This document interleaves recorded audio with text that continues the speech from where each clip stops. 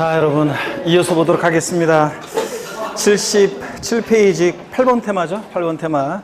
양도속세 8번 테마. 양도의 개념 및 유형입니다. 별표 3개 하셨고 한번 보겠습니다. 양도속세 양도가 뭐냐 그러면 한마디로 여러분 뭐라고 대답하십니까? 사실상 유상 이전이다 이렇게 대답하시라고 그랬습니다. 사실상 유상 이전. 그러니까 사실상 이전만 하면 되죠. 그래서 동그라미 1번 등기 등록과 관계없이 실질적으로 사실상 이전만 하면 양도로 봅니다. 그래서 민법 등 관계법령 규정에 따른 등기 등록을 이행한 경우에 한해서 양도한 것으로 본다. X 여러분들? 예. 그 다음에 사실상 이전해야지 형식적인 이전은 양도가 아닌데요. 그 대표적인 예가 나와 있죠. 양도 담보 목적으로 이전은 양도에 해당하지 않습니다. 채무자가 여전히 사용 수익하고 변제액에 대해서 돈을 못 갚으면 네 마음대로 알아서 해 처분권만 이전하고, 그렇기 때문에 등기 형식은 소유권 이전이지만 실질은 담보 이전이기 때문에 양도 담보 목적으로 이전은 양도에 해당하지 않습니다. 사실상 이전이 아니기 때문에. 또 그 다음에 무상 이전 양도에 해당하지 않죠. 반드시 양도세는 사실상 유상 이전 대가를 받고 이전해야죠. 무상 이전 상속이나 증여 등을 통한 이전은 양도가 아닙니다. 상속이나 증여는 해당될지언정 양도가 아닙니다. 그래서 상속 증여는 해당돼도 양도가 아니다. 자, 그래서 양도에 해당하느냐 안 하느냐를 판단할 때 대가 없이 대가를 받고 이전하는지 대가 없이 이전하는지 이거 판단해 보시면 돼요. 대가 없이 그냥 이전하는 것은 양도가 아니라는 거. 자, 그래서 다시요. 양도세 양도가 뭐냐 그러면 뭐라고 대답하신다? 사실상 유상 이전이다. 자, 그 다음에 양도에 해당하는 유형과 해당하지 않는 경우가 쭉 나오는데, 양도에 해당하는 경우요. 매매요. 매매 중에서 이전하는 자 측면에서 봤을 때 매도는 당연히 양도에 해당합니다. 거래대금 받고 이전하니까 사실상 유상 이전으로서 양도에 해당하는 대표적인 유형이고, 교환이요. 자, 금전이 재산권 서로 맞바꿀 때 거래 양당사 모두에게 양도소득세가 과세될 수 있다. 이게 특징입니다. 교환은. 그래서 상대방 부동산을 받고 내 부동산 이전이고, 또 상대방 부동산 받고 내 거 이전이고, 그래서 거래 양당사 모두에게 양도세가 부과될 수 있다. 교환. 3번 양가로 3번 법인의 현물 출자도 양도에 해당합니다. 새로 설립되는 회사가 있고 출자자가 있을 때 부동산으로 출자한다? 그럼 부동산 소유권 이전됐습니다. 대가를 받아야 되는데 무슨 대가를 받느냐? 설립회사로부터 신주, 주식을 배정받고 이전하니까. 그죠? 대가 받고 이전입니다. 법인의 현물 출자. 근데 동그라미 1번 옛날 시험에 나온 건데 판례 내용으로서요. 갑은 토지를 출자하고 을은 자금을 출자해서 공동으로 부동산 사업을 시행하는 경우에 갑의 토지 출자도 양도에 해당한다고 봅니다. 또 자기 회사, 그렇지만 1인 회사 있죠. 자기 회사에 자기가 현물로 출자하는 거, 이것은 양도에 해당하지 않습니다. 대관계가 없다고 봐요. 자기 회사 현물 출자하는 것은. 그 다음에 양가로 4번 대물변제 잘 알아두셔야죠. 대물변제 판례와 통칙 내용으로서 시험에 나왔던 것들이 동그라미 1번부터 쭉 나옵니다. 자, 금전적 채무에 가름해서 부동산 같은 거 이전할 때, 그래서 여기 보시면 갑이라는 사람이 을에게 금전 2억 원을 대여, 돈을 빌려줬고, 대여금 채권에 대한 얘는 채권자고 얘는 채무자고요. 자, 그래서 채무자가 을이 변제가 돼서 돈을 갚아야 되는데, 자, 갚을 돈은 없고 마침 2억 상당의 어떤 부동산이 있었죠. 그래서 부동산이 있었고, 그래서 이 부동산으로 이 2억 원 대여금 채무 변제 가름하여 소유권 이전합니다. 그러면 을에서 갑으로 부동산의 소유권이 사실상 이전됐습니다. 대가를 받아야지 을은 양도에 해당하는데 무슨 대가를 받느냐? 자, 부동산을 소유권 이전함으로 인해서 2억 원 대여금 채무를 뭐 하게 됐어요? 면하게 되잖아요. 2억 원 대여금 채무를 면한 대가를 받고 이전하니까 요 을의 대물변제로 인한 부동산 이전은 양도에 해당한다는 얘기입니다. 채무 면한 대가를 받고 이전했으니까. 그잖아요. 자, 그래서 똑같은 구조를 가진 것이 동그라미 2번이요.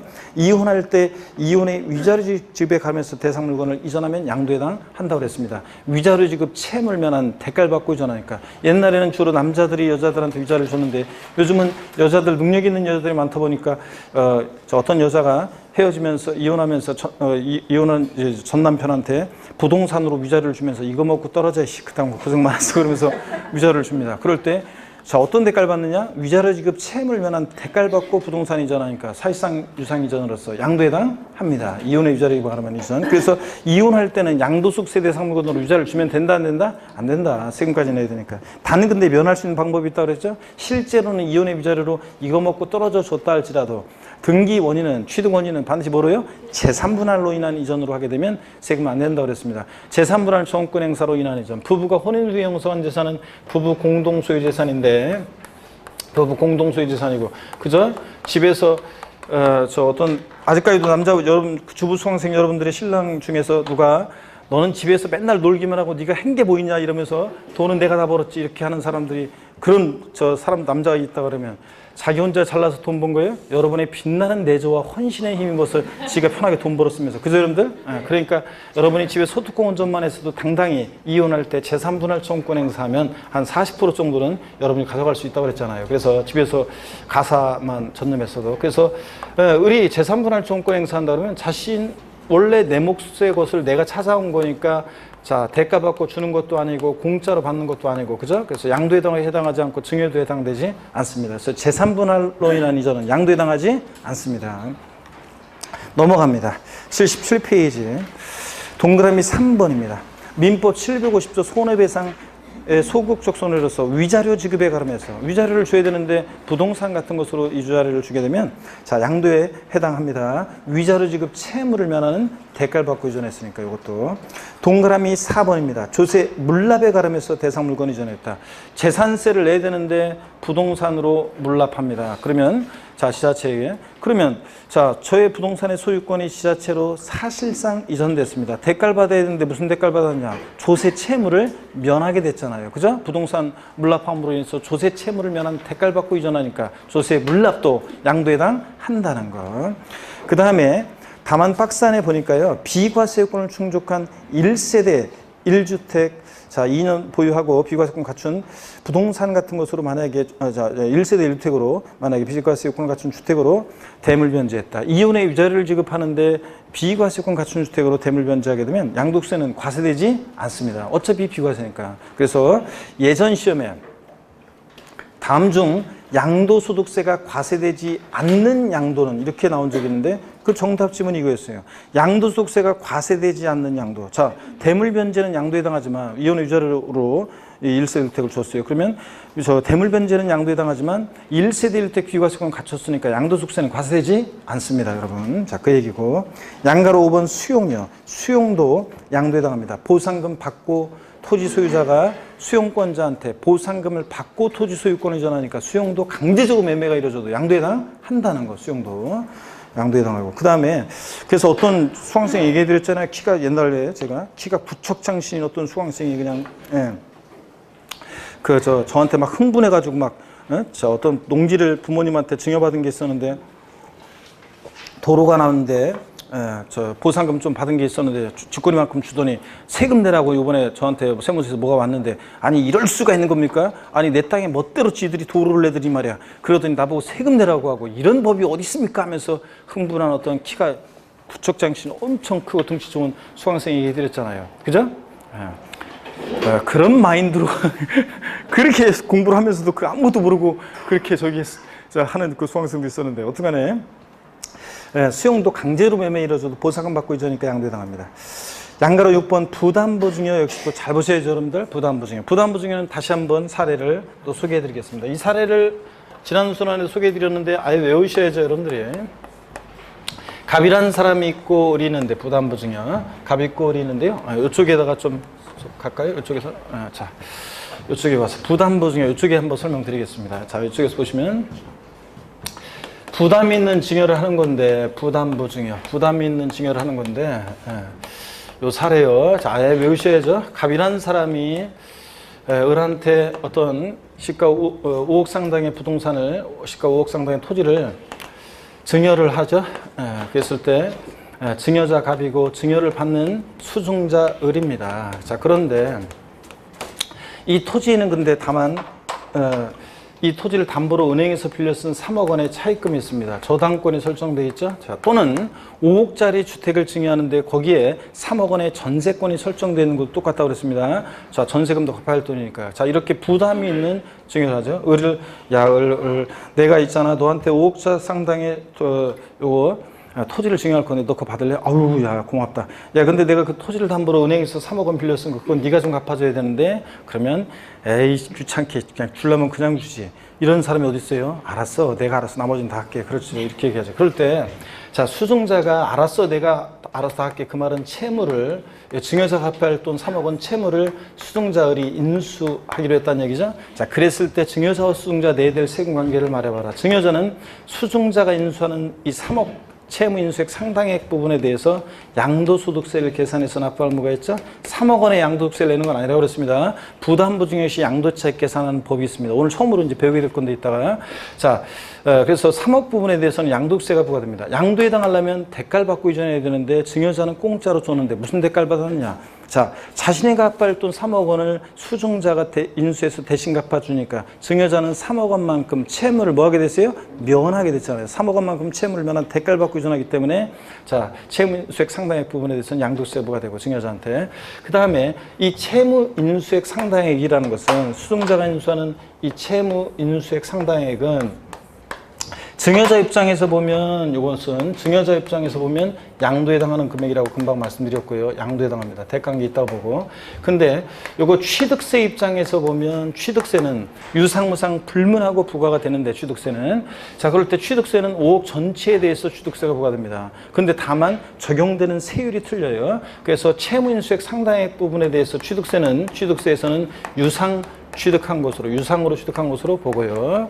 자, 그래서 유상 취득에 대한 취득세 세율이 적용됩니다. 3억 부분에 대해서는. 근데 자, 수증자 입장에서 보면요. 수증자가 인수하는 이 채무 인수액, 저 5억에서 3억, 저 갚아야 하는 돈, 채무 인수액 3억은 요 이외 자산, 채무 인수액 이외 자산이요. 그러니까 저 5억에서 3억 뺀 나머지 얼마요? 2억 부분에 대해서 수증자는 어떤 세금을 내야 되고 증여세가 부과되고 자, 그 다음에 또 취득세 입장에서 보면 전체 5억에서 갚아야 하는 돈 3억 뺀 나머지 2억 부분은 공짜로 받았으니까 뭐로요? 무상, 채무인수액 이외자산 부분은 무상 취득한 것으로 본다고 그랬습니다. 그래서 취득세에서는 요거를 이제 취득세에서는 포인트가 유상 취득으로 보냐, 무상 취득으로 보냐, 이걸 뒤바꿀 수가 있는데요. 그래서 시험에서 나왔던 것이 25회 시험 때 취득세 문제에서 나왔던 것이 다음 중 유상으로 취득한 것으로 보는 경우이다 틀린 것은 정답 질문이 부담부 증여의 경우에 수증자가 인수하는 채무인수액 이외 자산을 취득하는 경우 채무인수액 이외 자산은 뭐예요? 무상으로 취득한 것으로 보잖아요. 그러니까 유상으로 취득한 것으로 보는 경우이다 틀린 거. 뭘 보셔야 돼? 예, 무상 취득이잖아요. 채무인수액 이외 자산. 이해되십니까 여러분? 요 얘기입니다. 자, 그래서 요런 얘기 교재 한번 보겠습니다. 보시니까 양가로 6번 부담부 증여입니다. 잘 보셔야 되고 작년에는 지문 한 줄 나왔었는데 1번입니다. 수증자가 인수하는 채무액 상당액은 증여자한테 양도해당하고 증여자에게 양도세가 과세됩니다. 그죠 여러분들? 근데 수증자 입장에서 보면 이것은 취득세 입장에서 보면 유상 취득한 것으로 보고요. 취득세 입장에서는 채무인수액 이외 자산 5억에서 3억 뺀 갚아는 돈 2억 부분은 공짜로 받은 거잖아요. 그러니까 증여에 해당하는데 수증자에게 취득세 입장에서 보면 무상 취득한 것으로 보고요. 아시겠습니까, 여러분? 그 다음에 동그라미 3번 배우자 또는 직계존비속 간의 부담부 증여인데요. 요거까지 마저 보겠습니다. 배우자 직계존비속 간의 부담부 증여인데, 자, 요거는 일단 배우자 직계존비속 이외의 자간의 거래일 때 이렇게 부담부 증여했을 때 이런 결론이고, 만약에 얘네들이 여기 봅니다. 배우자 직계존비속 간에 만약에 배우자 직계존비속 간에 부담부 증여했을 때는 얘기가 틀려진다고 그랬습니다. 그죠 여러분들? 분위기가 숙연해졌는데 자 봅니다. 배우자 또는 직계존비속 간에 부담부 증여를 하면 얘기가 틀려집니다. 부담부 증여를 하면 얘기가 틀려진다. 남편이 부인한테 5억짜리 토지를 3억 원에 저당권 설정되어 있는 거 저걸 부담부 증여합니다. 알았어 여보, 내가 3억 원 알아서 갚을게. 결국 남편 돈 갖다 갚겠지. 아버지가 미성년자인 자녀한테 또는 대학생인 자녀한테 부담부 증여했더니 알았어요 아빠, 제가 최저시급도 많이 올랐는데 저 알바 뛰어가지고요 제가 편의점에서 알바 뛰고 이렇게 해가지고 신문도 돌리고 그래가지고 제가 저 3억 원 갚을게요. 아버지 돈 갖다 갚겠죠? 또 군대 가 있는 자녀한테 부담부 증여했더니 군대에 있는 자녀가 알았어요 아버지, 요새 군대요 굉장히 편해지고 좋아요. 그리고 월급도 많이 줘요. 제가 모아서 월급 모아서 갚을게요. 아버지 돈 갖다 갚겠죠? 예. 자, 그래서 아니 요즘은 월급도 많이 주는데 애들이 보니까 휴가 한번 나올 때마다 여기 그 자녀 군대에 보내신 자녀를 두신 어머니, 자, 몇 분 있네? 그래 자녀 군대가 있고, 근데 보세요. 애들이 월급도 요즘 많이 받는 데 있잖아요. 근데 또 휴가 한번 나오면 보니까 엄마들이 보니까 그냥 저 녀석 빨리 들어갔으면 좋겠다 이런 얘기하고 처지가 나올 때나 버선발로 옛날이나 지금이나 뛰어나오지, 버선발로 뛰어나오지, 그냥 2번, 3번 나오고 그러면, 하이, 저 녀석 가지고, 아니, 월급도 많이 받는데 애들이 보니까 뭐, 또 집에서 각종 명목으로 돈 보내달라고 하고, 돈 타가고 그러더라고요. 애들이 그래가지고, 예, 자, 이건 봅니다. 저 같은 경우에, 저희들 때는 진짜 월급도 많지도 않지만, 어떻든 그 와중에서도 그 돈 모아갖고 와가지고 용돈 드리는 그런 애들도 있긴 있었어요. 물론 저는 이제 돈 많이 쓰고 갔지만, 어떻게 자, 여러분 봅니다. 배우자 직계준비소 간의 부담보증이요. 어떻게 자, 보세요. 아버지가 군대가 있는 자녀한테 그렇게 부담보증 해봤자 그 아버지 돈 갖다 갚게, 알았어요 아버지 내가 갚을게, 그래봤자 아버지 돈을 갚을 거 아니에요. 그러니까 배우자 또는 직계준비소 간의 부담보증이 하게 되면 저 채무 인수액 상당액 3억 원이요. 채무 인수액 요 상당액은 수중자에게, 자, 채무 인수액 상당액은 수중자에게 인수되지 않은 것으로, 수중자에게 인수되지 않은 것으로 뭐합니까? 추정합니다. 인수되지 않은 것으로 추정해요. 자, 그래서 인수가 돼야지만, 수중자에게 채무가 인수가 돼야 되지만 증여자는 3억 원만큼 채무를 면한 대가관계에 있다고 보는 건데, 자, 인수되지 않은 것으로 추정하니까 결국은 5억 전체에 대해서 증여한 것으로 추정해서 증여세 부과하고 양도소득세, 양도 해당하지 않습니다. 원칙적으로. 자, 그래서 어떤 타사, 어떤 정보목에서 보면은 배우자 직계준비소 간의 부담보증의 경우에 수중자가 인수하는 채무 인수액 상당액은 수중자에게 인수되지 않은 것으로 본다, 이렇게 바꿔놓고 틀렸다고 하는 문제도 가끔씩 있던데, 자, 어려울 거 하나도 없어요. 양도소득세에서는 뭐예요? 무조건 추정한다예요. 그 다음에 취득세에서는 무조건 뭐예요? 본다, 간주한다, 의지한다예요. 그래서 양도소득세에서는 자, 수중자에 인수되지 않은 것을 뭐한다? 추정합니다. 본다가 아니라. 자, 그래서 추정이니까 근데 반대 증거 있으면 깨질 수 있겠네요. 자, 단 배우자 직계준비소 간에도 단 대가관계가 있다는 것이 채무인수 사실이, 채무인수가 수중자에게 채무가 인수됐다는 사실이 채무인수가 입증이 되는 경우에는 이때는 양도로 보는 경우도 있다. 그래서 그 대표적인 예를 신혼부부 자녀한테 집 사줄 때 저희 큰 누나 한번 얘기해 드렸잖아요. 조카한테 집을 사주는데, 제가 집을 사주는데 사주는 건 아니고 원래 있던 집 하나, 그냥 집 하나를 그렇게 주려고 하는데, 그냥 주면은 아무래도 세금이 많이 나오니까, 증여세가. 그러니까 요거 이제 전세 끼고, 어디서 누나가 듣고 와가지고 전세 끼고 은행 대출 끼고 만약에 주면은 세금을 줄일 수 있다, 절세할 수 있다는 것을 어디다 듣고 와가지고 저한테 진짜 그런 거냐고 하면서 물어보길래 제가 이게 부담보증이라고 하면서 쫙 설명을 했는데 잘 알아듣지는 못하지만 어떤 결론적으로는 그렇게 하면 세금을 줄일 수 있구나, 그건 알아가지고 자, 그런 식으로 해서 이렇게 이제 등등 해가지고 이렇게 한 적이 있습니다. 어떡하냐 여러분. 자, 신혼부부 자녀, 제가 왜 신혼부부 자녀를 예를 드냐? 채무를 인수할 만한 능력이 있어야지. 미성년자나 아까 얘기했듯이 군대가 있는 애나 대학생이나 이런 애들한테 소득도 전혀 없는 그런 애들한테 부담보증 해봤자 걔가 채무 인수할 수 있는 능력이 안 되잖아요. 그렇기 때문에 그런 채무를 인수할 만한 능력이 있는 자녀들한테 예를 들자면 부담보증이 하면, 그럴 때는 또 배우자한테 부담보증이 하면 그럴 때 대가관계 채무는 사실 객관적으로 입증되는 그런 경우에는 양도로 보는 경우도 있다는 거. 자, 결론이요. 배우자 또는 직계준비소 간의 부담보증에는 항상 양도소득세 과세되지 아니한다. OX, X입니다. 채무인사 시 입증이 되면 양도로 보는 경우도 있다. 이렇게 해서 결론을 하게 됩니다. 교재 보겠습니다. 동그라미 3번입니다. 양가로 6번 부담보증에서 동그라미 3번. 배우자 또는 직계준비소 간의 부담보증에는 채무인수액 상당액이 수중자에게 인수되지 않은 것으로 뭐 한다고요? 추정합니다. 추정해요. 그래서 증여로 추정해서 증여세가 부과되고요. 다만 대가관계 있다는 것이 명백히 입증되는 경우에는 채무인 사실이 입증되는 경우에는 양도로 보는 경우도 있다는 거 여러분 알아두시고요. 그 다음에 교재 어디로 가시냐면 잠깐 취득세를 좀 보고 오려고 합니다. 26페이지입니다. 자, 우리 요약집 앞에 26페이지로 갑니다. 26페이지. 26페이지 보시니까요. 26페이지 보시니까 보세요. 26페이지 맨 꼭대기를 봅니다. 우리 취득세 납세문자에서 맨 꼭대기 부담보 증여의 경우 채무인수액에 대한 유상취득 의제입니다.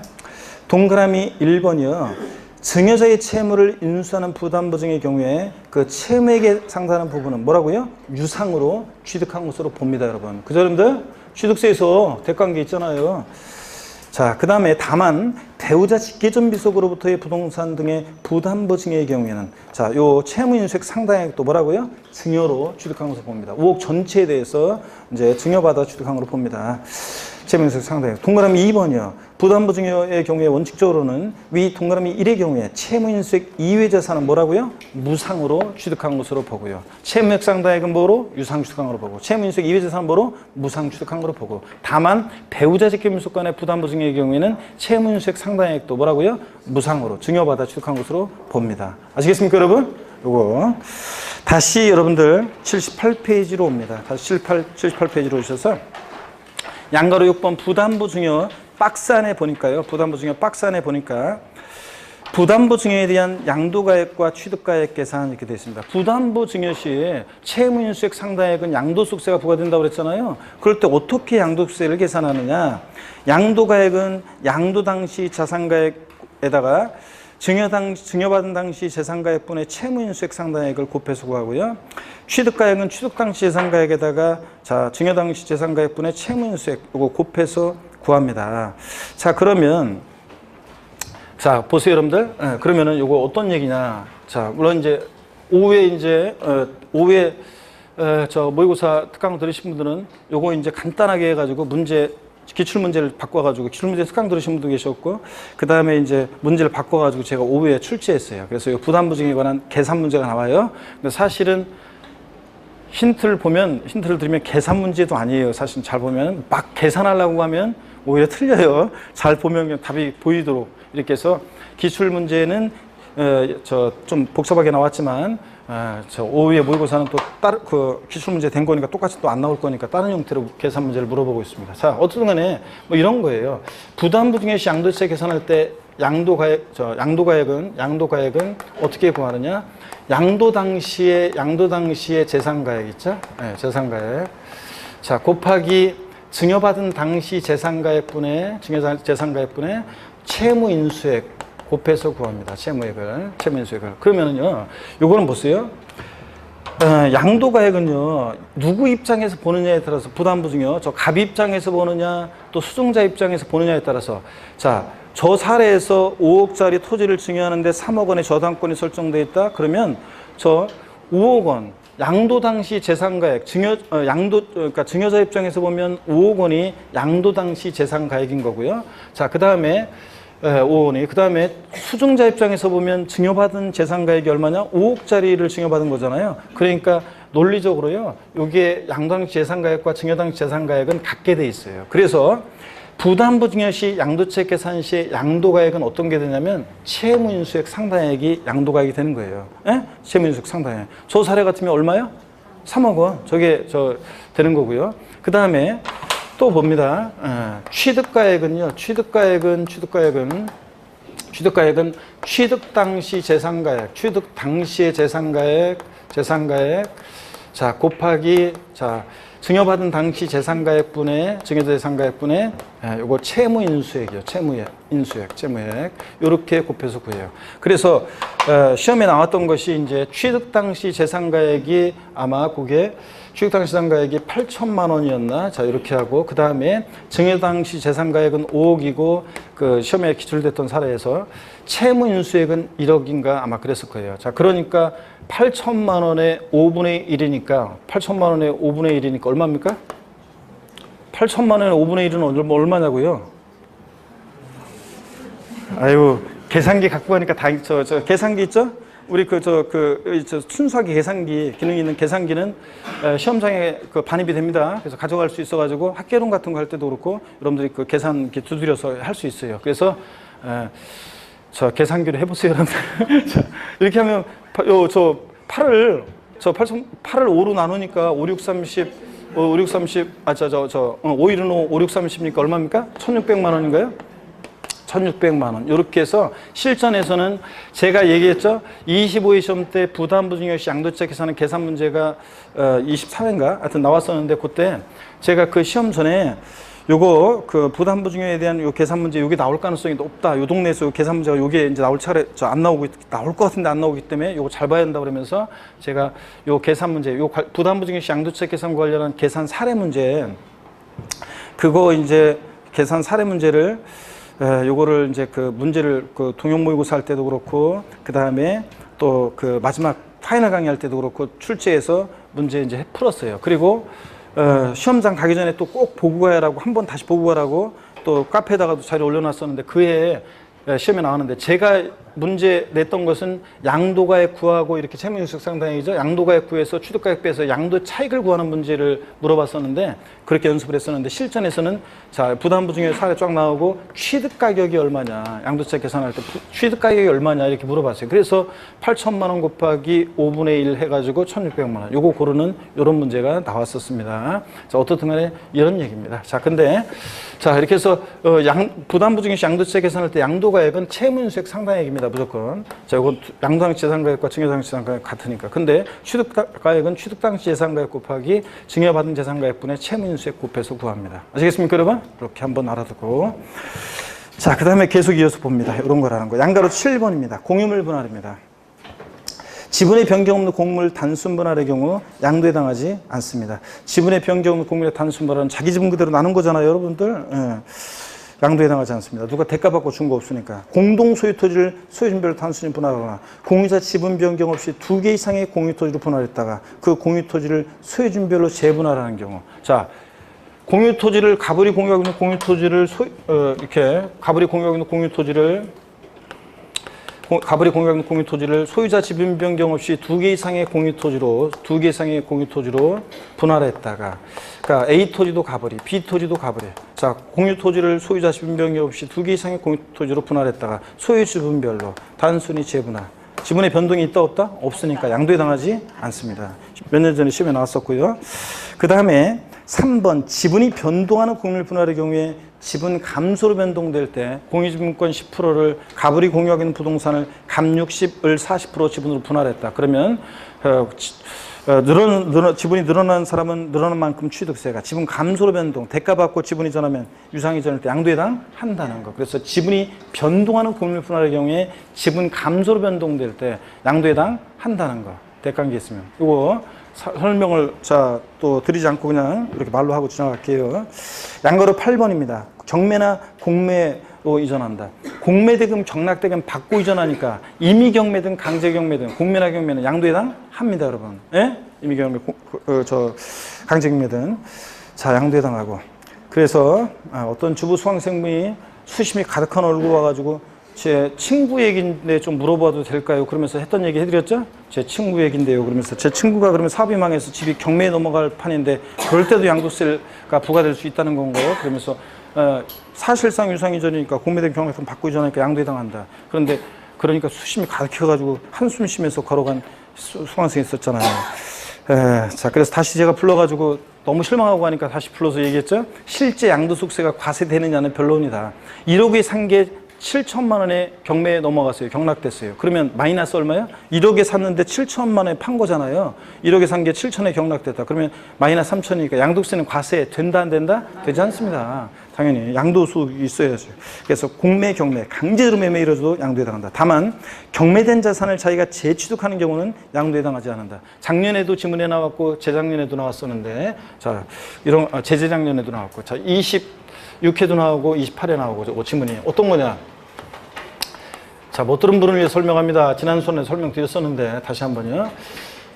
예를 들어서 갑이 자 을로부터요 어떤 부동산을 담보로 해서 금전을 대여받습니다. 얘 채무자고 금전을 대여받고 이 부동산을 담보로 채무자고 그 다음에 채권자입니다. 채권자고. 그런데 이 부동산이 누구 거였냐면 채무자 갑의 소유가 아니라 병이라는 사람 소유였습니다. 그럴 때 우리가 병을 뭐라고 합니까? 물상보증인. 타인의 채무에 자신의 부동산을 담보로 제공하죠. 자, 그랬을 때 변제가 되는데 돈을 안 갚아요. 채무자가 안 갚았어요. 그래서 채권자가 이 부동산을 경매에 넘겼습니다. 자, 그랬을 때 병은 이게 웬 날벼락이냐 그러면서 병이 막 달려가지고 경락을 받습니다. 그러면 경매 넘어갔고, 자, 누가요? 요거 경매 넘어갔고 재취득했습니다. 재취득을 했어요. 자, 병이 재취득을 했습니다. 그랬을 때 경매된 자산을 자기가 재취득하는 경우에는 양도에 해당한다, 해당하지 않는다? 해당하지 않는다 그랬습니다. 이거. 자, 이런 얘기라고 그랬습니다. 민법의 물상보증이 생각하시면 됩니다. 채무자는 경매에 참여할 수 없고요. 자, 이렇게 해서 양도에 해당하는 경우, 자, 저를 봅니다.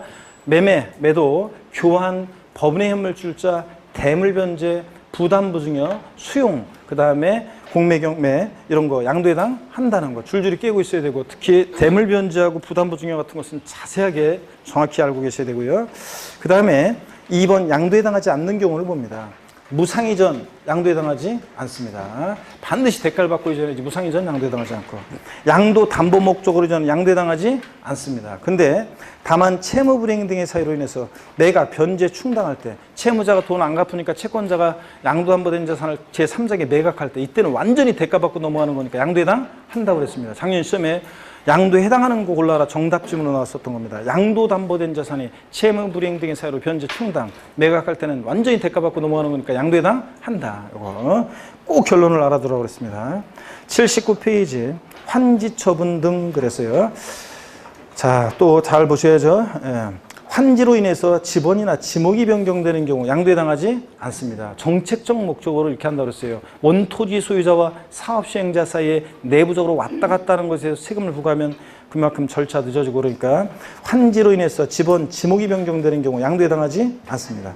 다만 박스 안에 환지 처분 시 교부받은 토지 면적이 환지 처분에 의한 권리 면적보다 감소된 면적에 대해서 금전적으로 보상을 받은 경우, 즉 가만지의 경우는 양도한 것으로 본다고 그랬습니다. 이건 어떤 거냐면 이런 겁니다, 여러분. 자, 그래서 이거 설명드리면, 이거는 교재에 있는 거니까 지우고요.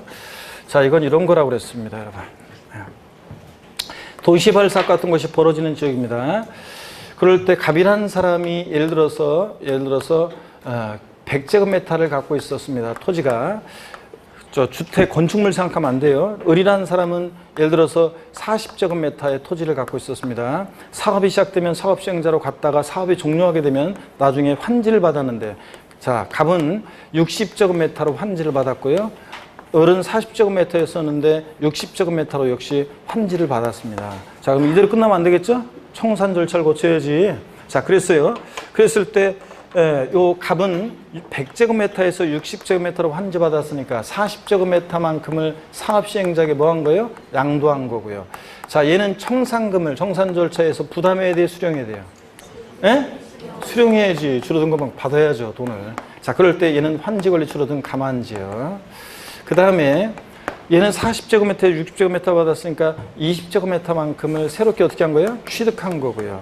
얘는 청산 절차에서, 자, 더 공짜로, 이거 공짜란 말이구나. 20제곱미터만큼 늘어난 만큼 청산금을 부담해야 돼요, 수령해야 돼요? 부담해야죠, 여러분들. 자, 돈을 내야죠. 그럴 때 환지 권리 늘어난 증환지요. 자, 그랬을 때 거꾸로 보면 된다고 그랬습니다. 자, 환지 권리가 늘어난 증환지는 늘어난 것만큼 청산금 부담하고, 부담액에 대해서 뭐가 부과된다? 취득세가. 자, 환지 권리 줄어든 감안지는 줄어든 것만큼 청산금 수령하고, 수령에 대해서 뭐가 부과된다? 양도소득세가 부과된다는 거예요, 여러분. 자, 이렇게 해서 환지 권리 100제곱미터에서 60제곱미터로 줄어들었다. 줄어든 것만큼 청산금 수령하고, 수령에 대해서 뭐가 부과된다? 양도소득세가. 네? 결론 딱 이렇게 알아두면 됩니다. 그 다음에 계속 이어서 봅니다, 여러분. 동그라미 2번입니다. 보류주로 충당되는 경우 양도에 해당하지 않습니다. 환지 처분으로 지목 지번 변경되거나 보류주로 충당되는 경우에 정책적 목적으로 원토지 소유자와 사업시행자 사이에 내부적으로 왔다 갔다 한 거, 요거 정책적 목적으로 양도에 해당하지 않습니다. 다만 환지받은 토지를 매각하거나 매입한 채배지를 뭐해? 매각할 때는 완전히 대가받고 넘어가는 거니까 양도에 해당합니다. 아셨죠, 여러분? 그 다음에 동그라미 3번입니다. 이것도 시험에 지문에 나올 것 같은데 안 나오고 있어요. 이거 안 나오지. 지적경계선 변경을 위한 토지교환 양도에 해당하지 않습니다. 자, 토지 경계를 변경하기 위해서 공간정보의 구축 및 관리에 관한 법률에 따라 토지 분할 등 법령을 정하는 토지 교환의 경우로서 다음의 요건을 충족하는 경우, 그래서 기억번에요. 공간정보의 구축 및 관련한 법률 및 그 밖의 법률에 따라 토지 이용상 불합리한 지상 경계를 시정하기 위한 토지 분할 등을 통한 토지 교환일 것. 니은번 위 기억에 따라 분할된 토지 전체 면적이 분할 전 전체 토지 면적 몇 프로요? 20%를 초과하지 아니할 것. 자, 그래서 요건은 이런 요건을 갖추면 양도에 해당하지 않는데요. 자, 어떤 얘기냐면 여기 봅니다. 어떤 얘기냐면 이런 거라고 그랬습니다. 자, 여기 보시면요. 이건 어떤 거냐. 자, 이거는 잠깐 딴 생각하다가. 자, 지적경계에서 이거 하려고 그랬죠? 요건 뭐 저까지 갈 필요도 없는데. 자, 여기 봅니다. 토지 경계가 토지가 이렇게 있는데, 이거 그림 잘 그리려고 그랬더니 또 S가 안 나오네, S자가. 자, 예를 들어서, 요번에 잘 한번, 아이고, 이것도 안 되는구나. 자, 어떡하네? 왜 똑같이 이게 안 되지? 하여튼, 그림 잘 그리는 사람하고, 음악가하고, 자, 음악하는 사람들하고 있죠? 음악 잘하는 사람하고요. 그 다음에, 그림 잘 그리는 사람 있잖아요. 난 이런 사람이 제일 존경스러워요, 항상. 제가 제일 존경하는 사람이 음악가나 미술가, 예술가들이에요. 오, 대단한 사람들이 하여튼. 자, 여러분 보세요. 갑이란 이쪽 토지는 갑소유고 이쪽 토지는 을소유입니다. 토지 경계가 너무 삐뚤삐뚤하니까 지상 경계를 합리적으로 정하기로 합니다. 이렇게. 자, 그랬을 때, 예를 들자면, 그랬을 때 이쪽 토지 부분과 이쪽 토지 부분에 대해서 서로 교환이 이루어질 거 아니에요. 자, 갑과 의. 그럴 때 이 토지, 지적 경계선 변경을 위한 토지 교환은 양도에 해당하지 않습니다. 다만 분할된 토지 전체 면적이 분할 전 전체 토지 면적이 몇 프로? 20%를 초과하면 안 된다. 악용의 소지가 있으니까. 자, 그런 얘기라고 그랬습니다. 다음에 20%까지 정확히 기억합니다. 숫자까지. 다 표시되어 있죠, 지금? 예. 그 다음에 봅니다. 너무 또 구경만 하고 가만히 그냥 구경만 하고 가만히 또 이러면 또 안 돼요, 여러분들. 적당히 연필 같은 걸 알아서. 예? 적고 막 적기도 하면서 이렇게 해야지. 그냥 멍하니 그냥 가만히 구경만 있으면 아, 그렇구나. 이러면 또 안 됩니다, 여러분들. 그럼 또 순간적으로 멍하니 보고 있다가 딴 생각 난다니까. 자, 양가로 4번입니다. 소유권 환원이요. 동그라미 1번 매매 원인 무효소유에서 그 매매 사실이 원인 무효로 판시돼서 또 책 안 산 사람도 또 이거 요약집을 안 산 분이 계시다 그러면 서로 이렇게 곤란하게 하면 안 돼요, 여러분. 이거 10,000원의 행복이라고 그래가지고 얼마 되지도 않는 이거 10,000원도 안 받았을 거 아니에요, 여러분들한테는. 10,000원 받았어요? 그런가? 10,000원 어떻게 해요? 예? 15,500원이에요? 여기 이거 사실은 제 노력과 제 어떤 제가 여러분께 이거로 합격하는 어떤 그런 걸 생각하면, 여러분 합격시킨 걸 생각하면 이거 한 10만 원씩은 받아야 돼, 진짜. 제 저작권료로 생각하면, 저의 정상을. 그래서 여러분들 이거 시험장 갈 때까지 봐야 돼요. 계속 이거 참조 페이지 불러드리고. 그런데 이거를 안 사면 앞으로 수업을 포기하겠다는 얘기잖아요, 여러분들. 꼭 이건 요약집을 쓰셔야 됩니다. 자, 계속 보시면 양가로 4번입니다. 군더더기 싹 빼버렸잖아요, 여러분들. 그죠? 예, 군더더기 싹 빼버려. 타사 어떤 기본수하고 비교해보세요. 그거하고 타사 기본수는 400 몇 페이지씩, 450 페이지씩, 세법이 400 몇 페이지씩 되는데, 이렇게 줄여놓은 걸 생각하면, 압축해놓은 걸 생각하면, 여러분들. 자, 봅니다. 소유권 환원이 있잖아요. 자, 양가로 4번도 봅니다. 동그라미 1번이요. 다 시험에 나왔던 것들이에요. 동그라미 1번은 매매 원인 무효 소유에서 그 매매 사실이 원인 무효로 판시돼서 소유권은 환원되는 경우 양도에 해당하지 않습니다. 자, 잘못 온 거예요. 저 소유권 이전되는데 무효 원인이 있어가지고 판결로 돌려주라고 그래가지고 그냥 돌려주는 거잖아요. 이런 것들은 양도에 해당하지 않습니다. 그래서 소유권 이전됐었는데 무효 판결로 무효 원인이 있어가지고 무효 판결로 소유권이 을에서 갑으로 돌려주라고 해서 환원됩니다. 소유권 환원이요. 그러면 이것은 자, 소유권 환원. 을 입장에서 보면 그냥 대가 받고 이전한 거예요? 아니, 그냥 잘못 온 거 돌려주는 거니까 무효 판결로 인한 소유권 환원 양도에 해당하지 않습니다. 다만 근데 한번 보세요, 거기. 다만 적법하게 동그라미 2번입니다. 단 적법하게 성립된 계약이 당사자 간의 합의에 된 경우 이는 또 다른 양도에 해당한다. 그래서 한번 봅니다. 어떤 얘기냐면 이번에는요, 갑과 을이 어떤 부동산을 거래했었는데요. 소유권 이전됐어요. 그랬는데 잔금까지 치렀어요. 잔금까지 치렀습니다. 잔금까지 치렀는데 갑이 헐레벌떡 뛰어오더니 야, 친구야, 우리 지난번에 저 집 거래한 거 있잖아. 야, 그거 내가 너한테 아버지가 오랫동안 살았던 집이잖아. 근데 그거를 내가 너한테 팔았더니 야, 아버지가 계속 꿈에 보이고 야, 이거 팔지 말라는 것 같다. 이거 없던 일로 하자. 그래서 그래, 뭐 그렇다면 할 수 없지. 자, 모르던 처이도 아니에요. 그래서 자, 적법하게 성립한 계약이요. 잔금까지 치렀어요. 적법하게 성립한 계약이 당사자의 합의의 죄로 또 소유권이 환원합니다. 이전합니다. 이때는 이것도 양도고요. 갑에서 을로의 이전도 양도고, 을에서 갑으로의 이 소유권 환원, 요 이전도 양도에 해당한다고 봅니다. 또 다른 양도로 봐요. 예? 적법하게 성립한 게. 근데 이제 우리 어떤 기본서들 보면은 예규 판례 내용을 자세하게 이렇게 쭉 해놓은 그런 어떤 교재들 보면 이런 것도 또 이제 있어요. 소득세법 통칙 같은 예규에 보면 이런 게 있어요. 잔금 청산 전이었다. 만약에 잔금 청산 전이다 그러면 요거 양도에 해당하지 않아요. 잔금 청산 전이면 애초에 양도 자체가 잔금 청산 전에 합의 해제되면 애초에 양도가 없었잖아요. 양도속세는 어느 때를 양도 시기로 봐요? 잔금 지급일, 대금 청산일, 잔금 지급일. 그러니까 잔금 청산 전에 자 합의 해제됐다 그래가지고 돌려준다 그러면 애초에 이 오는 것도 양도가 아니고 가는 것도 양도가 아니에요. 그죠 여러분들? 그게 쉽게 양도속세는 양도일을 어느 때로 보냐, 취득시를 어느 때로 보냐, 잔금 지급일인데. 그러니까 잔금 청산 전이면 아무것도 아니에요. 근데 잔금이 청산됐어요. 자, 적법하게 성립한 계약이 당사자 합의해제로 이전할 때는 또 다른 양도에 해당한다는 거. 아시겠습니까, 여러분? 이거 한번 이해하시고요. 자, 깊은 내용들이지만 5, 6월 달 과정에서 이제 하는 거고요.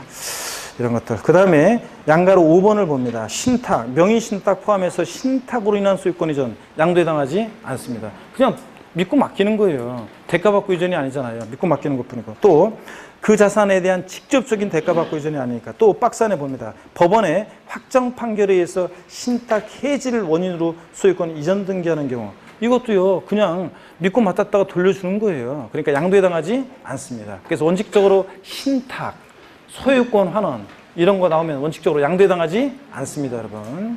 명의신탁도 포함해서요. 박스 안에 보니까 기타 양도로 보지 않는 경우 판례와 통칙. 명의신탁이 해지돼서 신탁자 명의로 소유권 이전 등기가 격려된 경우 역시 이것도 신탁, 소유권 환원 이런 거 나오면 양도에 해당하지 않습니다. 명의신탁했던 거 다시 돌아갈 때도 직접적인 대가받고 이전이 아니라고 봅니다. 동그라미 2번 채권 담보 목적으로 소유권 이전 등기했다가 담보사유 소멸로 환원된 경우. 또 환원 나오네요. 자, 어떤 얘기냐? 이건 이런 얘기입니다. 여기 보세요. 우리가 양도 담보 목적으로요. 자, 갑이 어떤 자산을 담보로 해서 이제 금전 대여받고, 자, 대여금 채권에 대한 채무자고, 그 다음에 채권자입니다. 채권자고요. 그래서 양도 담보 목적으로 소유권 이전됐다. 이거 양도에 해당하지 않습니다. 양도 담보 목적으로 이전은. 근데 다만 채무 불이행 등의 사로 변제 충당 제3자에게 매각할 때는 요때는 양도에 해당한다고 그랬잖아요. 자, 근데 여기 지금 양도 담보 목적으로 이전은 양도에 해당하지 않는데 변제기가 돼서 돈을 안 갚아서 채무자가 그러면 채권자가 이걸 제3자에게 매각할 때는 양도에 해당하지만 돈을 갚았어요, 변제기에 채무자가. 그러면 담보 사유가 소멸됐죠? 돈을 갚았으니까 담보 사유 소멸로 관념적으로 이제 형식적으로 소유권이 채권자로 갔던 거 다시 담보 사유 소멸로 소유권이 하는데 그래서 갑으로 관념적으로 여전히 사용 수익은 채무자가 하고 있었고 갔던 거 관념적으로 갔던 거 소유권만 형식적으로 이전했던 거 다시 옵니다. 그러니까 이건 양도에 해당하지 않는다는 얘기입니다. 담보 사유 소멸로 인한 소유권 환원 돌아오는 거 양도에 해당하지 않습니다. 직접적인 대가받고 이전이 아니라 머릿속에서 왔다 갔다 하는 거니까.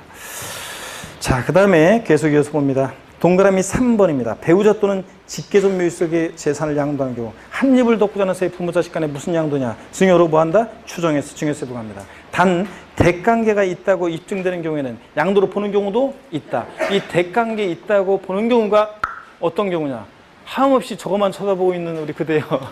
자, 대관계가 있다고 인정되는 경우가 어떤 경우냐? 그러면 취득세에서 우리 배웠던 그거가 비슷해요.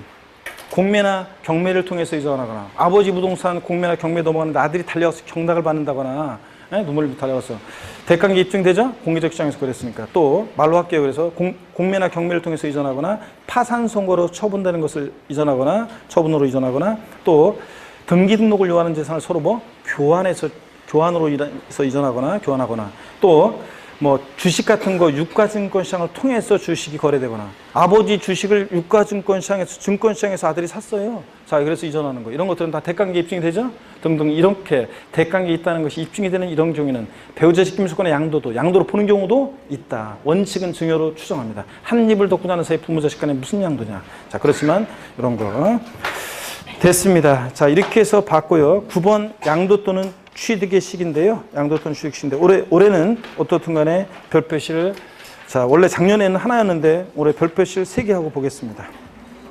양도 또는 취득의 시기 잘 한번 보겠습니다. 매매 같은 일반적 거래의 경우에 자, 어느 때를 양도 취득 시기로 하느냐? 요거 자, 양도매 취득 시기를 보시니까 매매 같은 일반적 거래의 경우에요. 원칙적으로 대금 청산일입니다. 대금 청산일. 실제로 잔금의 전부를 주고받은 날을 말합니다. 대금 청산일은 실제로 잔금의 전부를 주고받은 날이에요. 계약상 잔금지율이 아닙니다. 양도소득세는 계약서와는 상관이 없어요. 무조건 언제라고요?